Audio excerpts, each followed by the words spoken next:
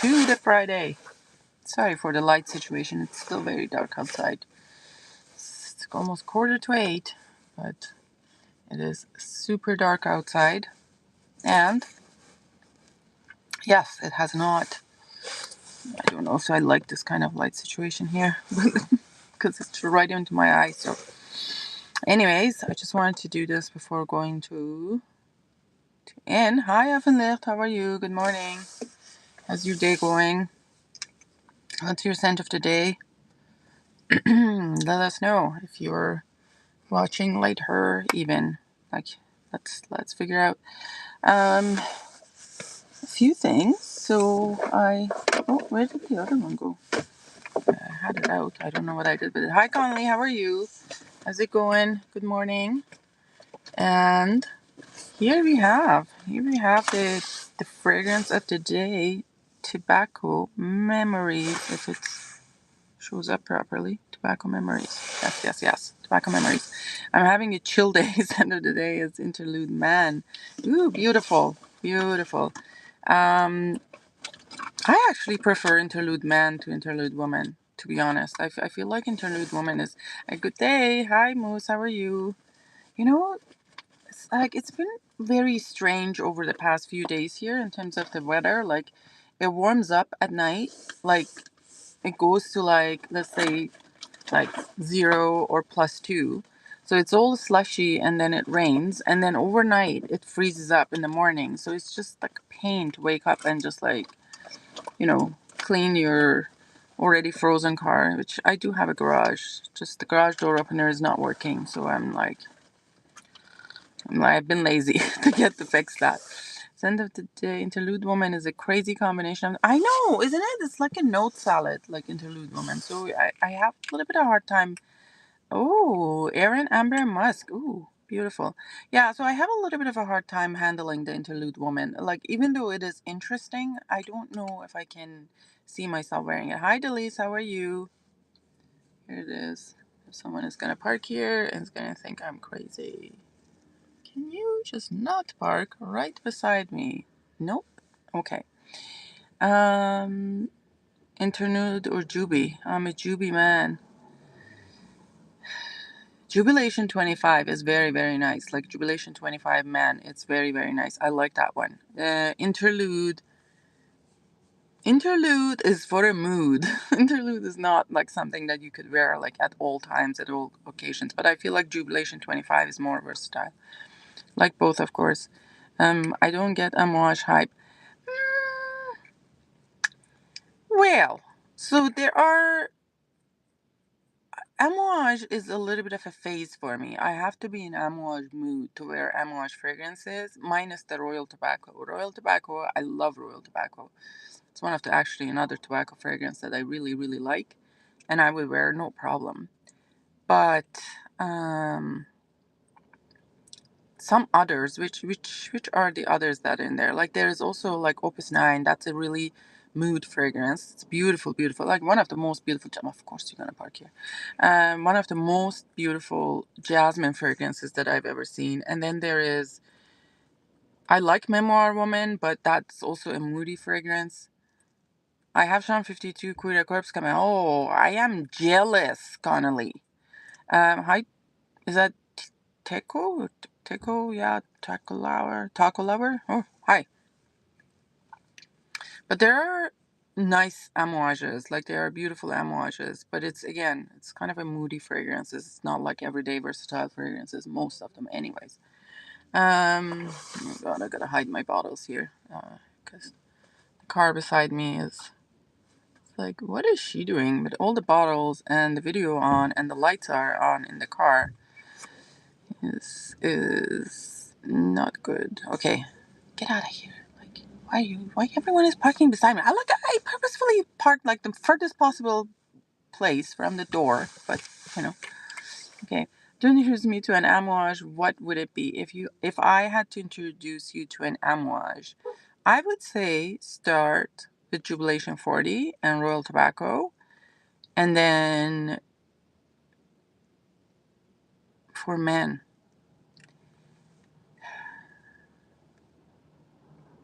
I mean, Black Iris is beautiful. Hi, Gil America. How are you? Balwinder. Hi. Um, so those would be like some of the good markets. Anyways, like talking about the house, like let's go back to the house of this house. Since we have people in the house, please like the stream, subscribe, turn on the notification button if you haven't already. But we have the house of Chambre 52. I don't know how long this house has been in kind of like production or whatever. I just saw it. I think I saw the bottle in one of the groups. Like someone had posted about this bottle, and I was like, oh, tobacco memories. Let me just take a look at the notes. And the notes are, and this fragrance. I think this is like a last year's release. Hold on a second. So let's see if I can figure this out. Like turn around this. And where is the green screen? Is it the green screen? Yes. Okay, so the notes for this fragrance are saffron, cherry, iris, tobacco, incense, vanilla, oak moss. Well, obviously, I was like, yes, yes, yes, yes, yes, yes, and yes. Okay, so saffron could be a little bit of a tricky one for me. And let me show you the bottle itself too. Hold on. It's like the bottle looks like something like that, or well, you saw the bottle in my hand. What a stupid thing to do. But anyway, so those would be the notes. But hold on. Let's now just do a nose thing and just make sure that all right. And then okay, here. So yeah, so the what I get the most from it is a huge dose of saffron in the opening, but it's well done. It's not a gasoline saffron. Iris is quite subdued in this one. To me, it's more tobacco than it is iris. So like, do not go in there expecting a lot of iris.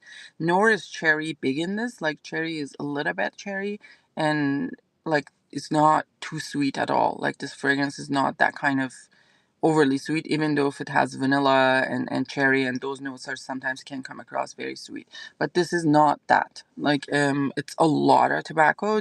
Go light-handed on this fragrance. Like I actually, this was a mistake. Today I'm not doing public facing job, so I don't care. But I did spray like 5 or 6 sprays, and I feel like I had to cough like a few times at the beginning. It was like too much. Okay, let's go to the notes. Hold on, let me see. Okay, how are you, dear? I'm good, thank you, Gil America. I am in Canada. Reflection Man is too basic in my opinion. Yeah, Reflection 45. Yeah. I only have smelled Reflection 45. Reflection 45 was, I don't know. It was okay, but not something that I would expect from Amouage, to be honest. Um. Let us know how the cherry note is. Yeah, the cherry is not super prominent anyways, but has like a tad bit of fruitiness, but I'm not detecting. Oh god, guys, it's getting cold in here. I'm gonna turn on the car. Sorry if there's a noise problem. But maybe just this time. But the cherry note is there, but it's not too much. Like it's not a cough syrup cherry, and it's not really even a realistic cherry.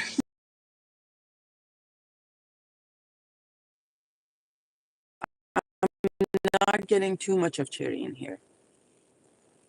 I want to buy this fragrance. Yeah, so I bought mine from Nose, I think, if I'm not. Nose or Joy? I'm not 100% sure. How much is this for?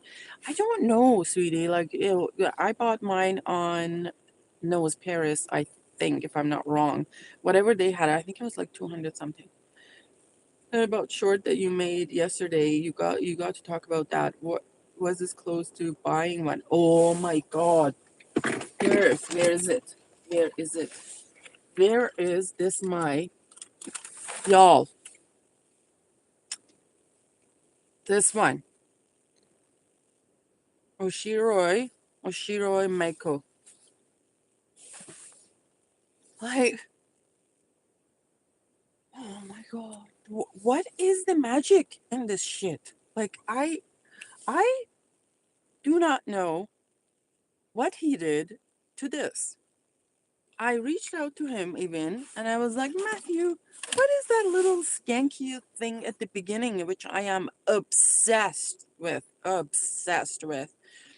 And he said, there's no skank, Mitra. Like, I don't know. I think it may be a little bit of the musk, maybe. Maybe that's coming that across. But man, like the notes are simple. It's like violet, ylang ylang, and violet, ylang ylang, and iris, or orris. But God, like I cannot get enough of this. Like, in fact, I may reach out to him and I say, please can you keep your last bottle for me? Because I'm like, I do not want to be off this bottle anymore. I figure you're really familiar with the smell of natural saffron, and so a lot of perfumes have. Yeah, so natural saffron, like I grew up like so basically Iranian food is some sort of usually the food that we make at home. It's generally a type of stew and some rice. Okay, so like some meat with some vegetables, and then there would be some rice that we eat with it. So that rice, usually the way it's served is that you, after the rice is done and is steamed and all of that, you pick the top of the rice, that in the pot, and then you grind saffron. You grind saffron, like, or just in a we don't grind it. It's like a little uh, little stone bowl, and has a stone grinder. So yeah, we grind it inside there, and then you dump that, like the powder, when it comes powder, dump that and add some boiling water, like boiling hot water, just little, like just little, like maybe spoonful, and then you let it sit for a little bit, like maybe like 5 minutes or so, and then that saffron is ready. That kind of saffrony water is ready to be added to the rice. So like that top of the rice, we add some butter and a little bit of a saffron, and then when we serve the dish, like of rice. So the dish of rice comes in a big platter, and then when we serve it, then we, like, there would be, bottom would be the white rice, and then it would be like a yellow rice. It would be butter and saffron on top. So one of the jobs for the kids would be like when you have a lot of guests and whatever. Like my mom would be like, "Hey, prepare the saffron for me." So I would, like, I had saffron grinder. I grew up like with all that smell, and then when you rinse the bowl and you want to wash the bowl and hot water hits the saffron thing, that's where all the smell comes from. We also serve saffron. I don't know if you guys know, saffron has antidepressant qualities. Has been used in medicine, like old medicine, as an antidepressant. So traditionally in funerals, not that it will have that kind of effect, but traditionally in funerals, we serve a saffron drink. Like it's basically like we make saffron syrup, and then you mix it with water. It becomes some saffron drink, and you serve it in funerals. So like I am very familiar with the smell of saffron. So it's very difficult for me to, like a saffron fragrance, because what I see in perfumery, it's very petrol-y smelling, and not what really the grinded saffron smells like. And to be honest, I haven't figured out if this is part of the saffron flower or whatever the plant that is. I It doesn't get to be in the what do you call it, in the powder, or what? Sorry, I'm falling behind this. Okay, hi Gian, how are you? Better Giggle. Hello, I'm Bitter Giggle. Hi. That's how I look when I smell a skeleton in Indonesia. Yes, yes. Yeah, it's hello everyone. Mortar and pesto. What's that? Hello Alicia. Hi Alicia. How are you? Um yeah, so again, it's saffron in this one. It's, sometimes saffron. So there's saffron in perfumery to me that smells um, a little bit like petrol-y, like it's very gas station-y. And then there's saffron in perfumery that comes across very woody, like there's some like backdrop woodiness, a little bit, tad bit of smokiness. And this is that kind of saffron. It's not the like Jason and Arshon, like they have something. What was it? Love and Bethany that smells like a saffron ice cream, but this is not that.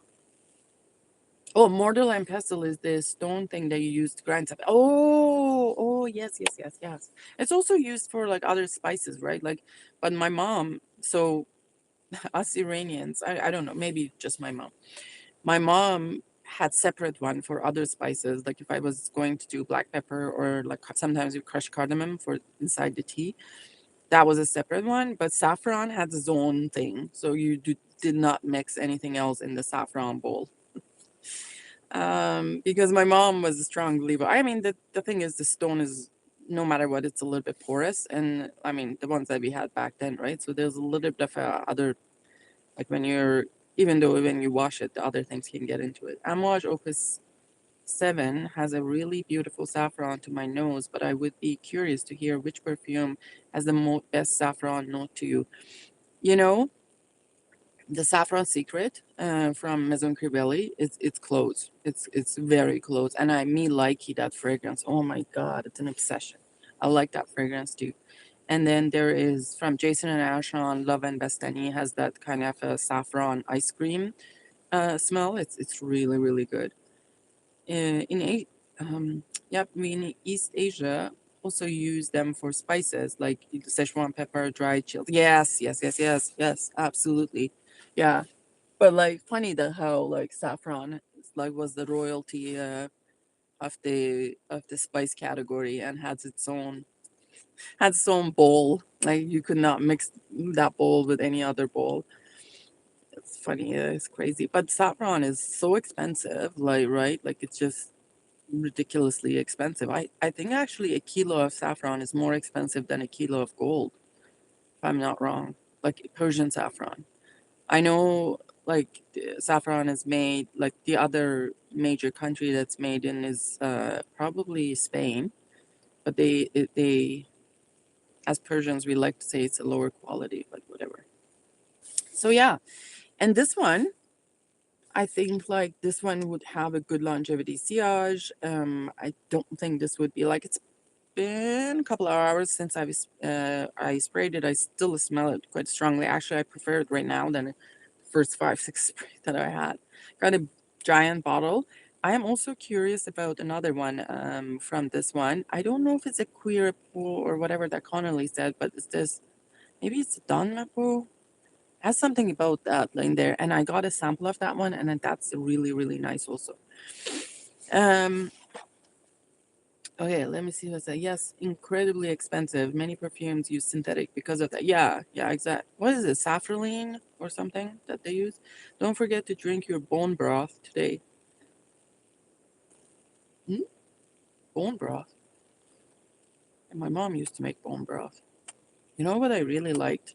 And you guys will probably, since nobody's here, like I'm gonna say it anyways. What I liked growing up was bone marrow. I loved bone marrow. Man, oh man. Like bone marrow was a delicacy, and my mom, so for the base of the soups and stuff back then, I don't think we had packaged bone broth like or anything like that. My mom, my dad would buy like I think it's, I don't know, whatever it is, the femur of, is the femur or the tibia, I'm not sure, one of these bones of the animal, I don't know which one it is, but my mom would make a bone broth. Oh my god! And then inside that bone, the yum yum. It's so good. It's so good, guys. And even this may gross people out, but even chicken bones, it's good. It's good. I love that. I love that. It's a delicacy. Bone broth good for gut. Yes. Safraline is the Givaudan one. Yep, a huge component in those Tom Ford leathers. Yes, yes, yes, yes. Also, okra with the marrow. I know, like I, I like me and my sister would fight over the bone marrow, and I was the one who would be like, "Ew, I don't like anything fat." And like if the like meat had a little bit of like a fat thing on it, I would be like, "Ew, I don't like that. I don't like that." But then like for bone marrow, we would like we would fight over it. It was so good. And then like this like little when my mom would make lamb, like some sort of lamb stew or something like that, and there would be the bone and like the end of it, and you'd stick this kind of like um, very tiny spoon at the end, like in a special spoon for it to empty the marrow. Oh my God, the delicacy. That and the brain. Yummy. I know I realize that this sounds savage for some people, but I love that. You're making me hungry. I'm like, my mouth is watering, like thinking about it. It's just like, oh my God. Oh my God. All those memories that we would I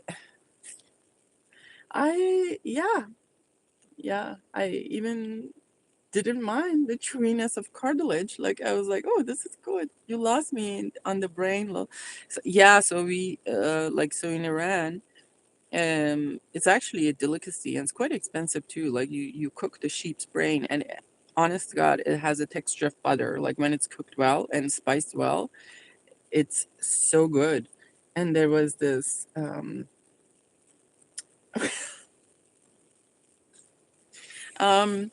there was this um there was this like sandwich place that they came up with this kind of like idea of making a brain sandwich. So like they would cook like the traditional way to cook and spice it well, and then it would be like garnish like cheese or whatever you want. Oh my God, that sandwich was so good.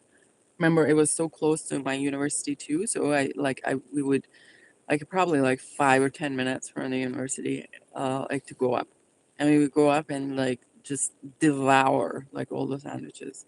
Yeah, we also love all kinds of organs, cartilage, chicken feet. No, chicken feet. Mm, chicken feet. I've seen it sold actually in Iran, and I think like people north of Iran may like I'm from north, but northwest. But I think like Caspian Sea, they may be using it. I'm not sure. I've seen it sold actually, but not us. It's not Northwestern food. But like the tongue, the cow tongue is a delicacy. But I can't get over that it's a tongue. I can't do it. I've never done it since I couldn't do that. And even intestines, and even this sounds horrific. Since I'm gonna lose all the subscribers, it's also the eyeball, which is like, ew, how do you do that? I could not do that. But like that's the yeah, me too, obviously. All parts of animals and yeah, I mean that's the thing, right? Like and it's if you grow up with it, like I could not handle it, like certain things, but like, I didn't really mind the others, like, and it was good. Pig ears, intestines, tongue, trotters. Yeah, I mean, it's all parts of the animal is being used, right? Some people eat. Oh yes, that too. Not me, but some. Yes, that too. Like I did not. It's actually a delicacy also. It's called dombalon, and I didn't. You know, I, I never. I don't think. In fact, if my parents had not, you know, fed me and didn't tell me, I don't know that because they used to do that. But but I don't think I had ever eaten it until I was in Syria. Like we'd gone to Lebanon for a trip. Like this is way before shit gone shit hit the fan. And then we went to Syria too, and then they served this all kind of. We got this like they had this menu of like all the Arabic food and whatever, and they served something in tacos, and I thought it was just like it looked like tacos. So take a bite, and I'm like, why is this so chewy? And then I asked the server, and it's like, oh my God, gross. Fish eyes are a delicacy when I'm from. Oh my God, I cannot do it. Some people eat. Oh yeah, I heard that. Love me some good pate. Good pate? What? Pate. Pate. Oh, grilled chicken hearts with beer. That sort of stuff goes hard. Actually, it's we also see watch. Nobody's gonna watch this. It's so gross. But we do also eat liver and kidneys too, like this on a you barbecue them, and you know It is what it is. It's like when you grow up with something, this might not be yucky to you, right? Like, you know, you walk in all the, it's like when I was walking in Vietnam and in the market, like in the farmer's market, and they have all sort of like, you know, some things that I will look at and I was like, well, that's kind of gruesome. Like, how would you like even eat that? But then, like, I mean, if you grow up with it, it's no problem. Can eat chicken livers, but not too many because they're so metallic. Yeah, yeah, it has that bitterness into it. Yeah, it was definitely. I did not like that. Anyways, talking about perfumes, let's go back to perfumes since I'm going to lose all the subscribers and people who are watching. I also got this. Unfortunately, I broke the cap of the bottle.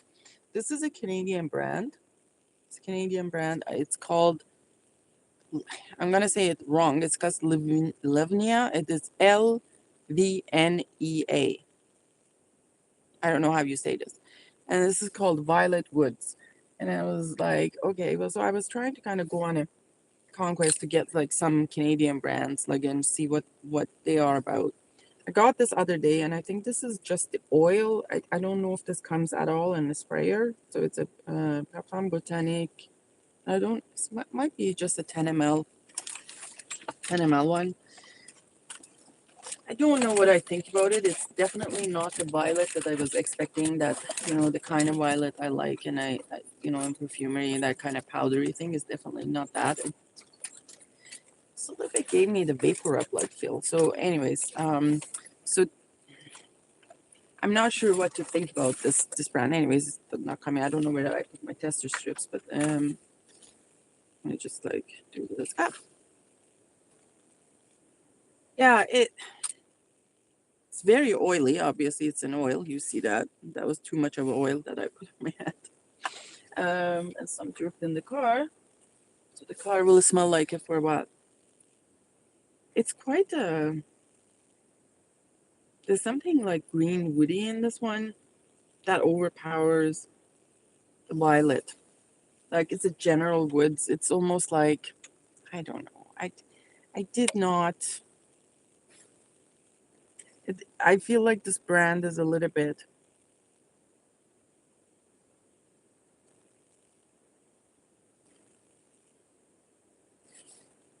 smells like something like a, you know, you get from a, what do you call that? Like a herbal store, and they're selling like a wellness stuff and stuff like that. So I didn't really... Congrats. Um, I do watch sports. Yes, I do watch sports. Um, Violet leaf rather than violet on perfume. Yeah, and violet leaf is not my favorite. So this was a flop.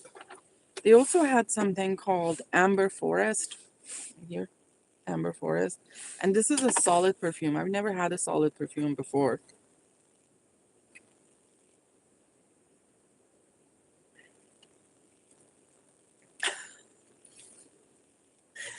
Oh, here goes my supporting my Canadian brand. Sorry, man. Like, but this smells like...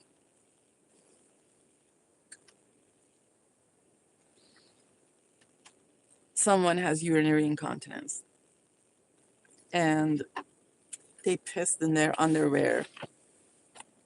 They pissed in their underwear probably like 2 hours ago, and it's 40 degrees outside. That's what it smells like. Oh, it's bad. Often it's bad. What brand is it? It's this is the brand called... it's a Canadian brand, and it's called... oh my god, where did it go? It's called... the brand is Lvnea, Lavina. Vina. I broke the bottle this morning too. Very authentic. It's I did not expect this. Oh, this could be like a prank like smell, like a prank smell, like where you like, you know, prank someone with the smell. It smells like urinary incontinence. What even is that? That one that I held was a solid perfume. So some perfumes come in like solid, so it's like a cream that you could get. So this is the solid format of it.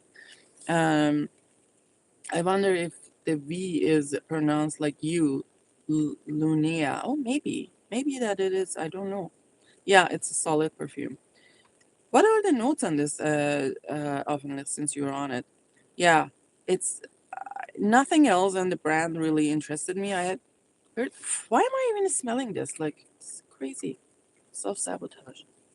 Um, so this is it was a flop for my quest of Canadian brands, but we have Matthew Malegs and Oshiroi, so at least there are some good ones on my quest of Canadian brands. Apparently, you would not believe it. So I asked in the Canadian group, in the Canadian fragrance group, and it seems like there are 66 different Canadian perfume brands, which a lot of them, some of them are, they have like zoologists and whatever, they have perfumers outside, like in France and whatever. So even though they're a Canadian based brand, but their perfumes are made in France.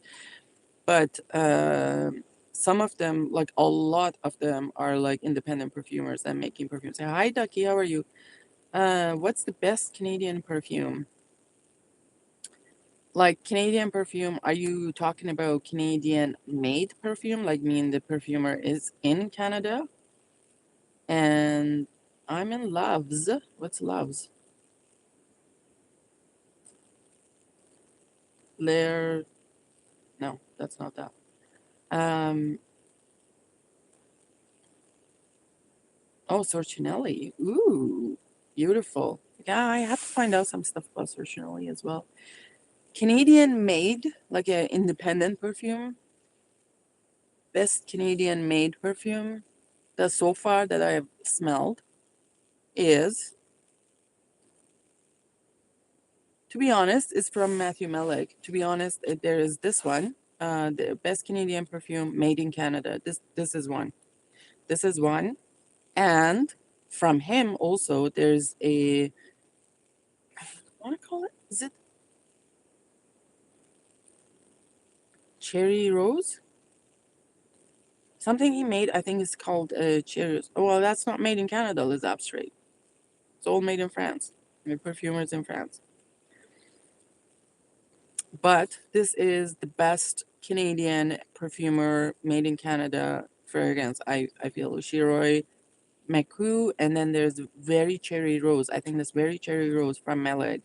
I think Meleg, to be honest, don't want to offend anyone, but I think is one of the best perfumers in Canada, to be honest. And he does put a lot of work in his things and whatnot. I think he's really talented in making perfumes and their quality. He used to make these in his apartment, to be honest.